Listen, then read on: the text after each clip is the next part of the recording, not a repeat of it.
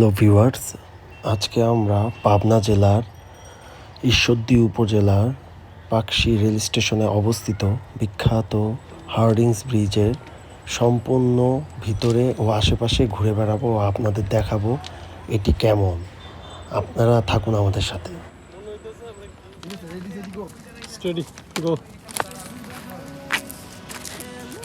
এই জায়গাটা তো খুব সুন্দর, একদম পাথর সমান সমান। বন্ধুরা, এখন আমরা জেনে নিব কিভাবে আমরা হার্ডিংস ব্রিজে পৌঁছাবো।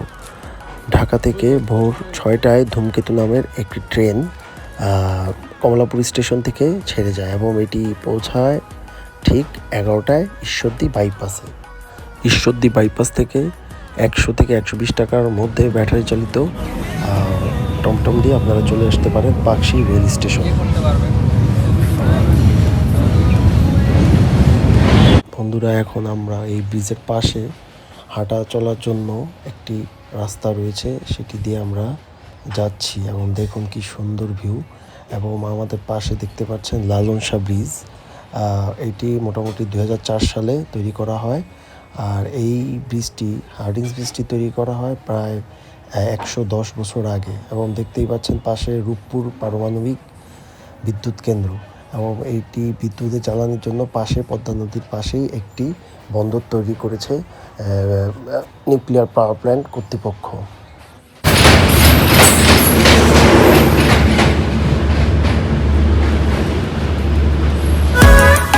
বন্ধুরা, আসুন এই হার্ডিংস ব্রিজের ইতিহাসটি জানি। 1909 সালে তৎকালীন ব্রিটিশ ভারতের ভাইসরয় লর্ড হার্ডিঞ্জ এই ব্রিজটি নির্মাণের কাজ হাতে নেন এবং 1915 সালে সেটি সম্পূর্ণ করেন এবং তার হাতেই এটি উদ্বোধন হয়।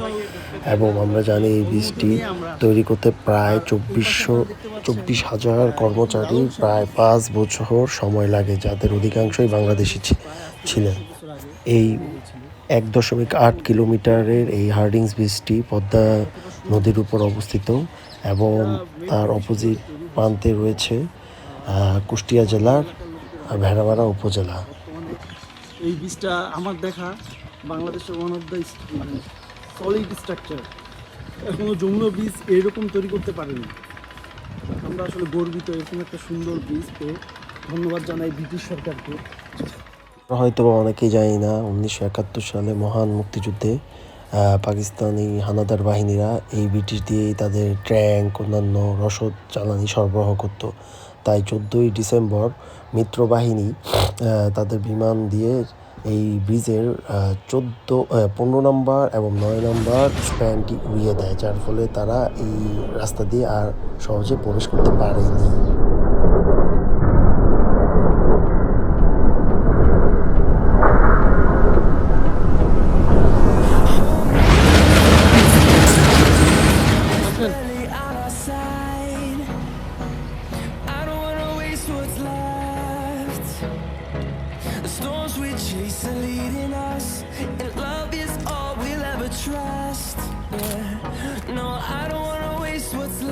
বন্ধুরা, পাবনা জেলায় যদি আসেন কখনো অবশ্যই এই ব্রিজটি ঘুরে যাবেন।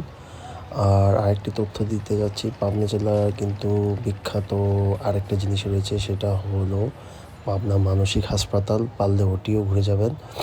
আর এখানে বর্তমানে নিউক্লিয়ার প্ল্যান্ট বা রূপপুর পারমাণবিক কেন্দ্র তৈরি হচ্ছে।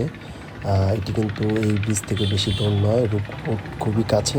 পারলে ওইটি একটু ঘুরে যাবেন এবং ওইখানে রাশিয়ানরা গ্রিন মডেল টাউন একটা সুন্দর একটি সিটি তৈরি করেছে, ওই জায়গাটাও ঘুরবেন।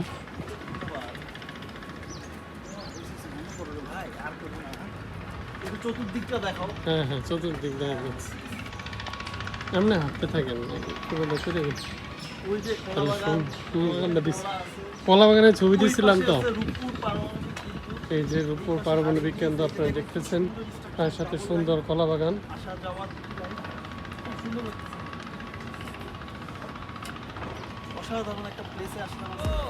কেন আমরা ছুটি কেন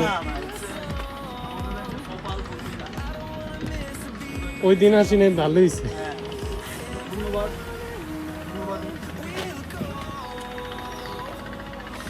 Wastelands through the highways till my shadow turns to sun rays, and on we'll go.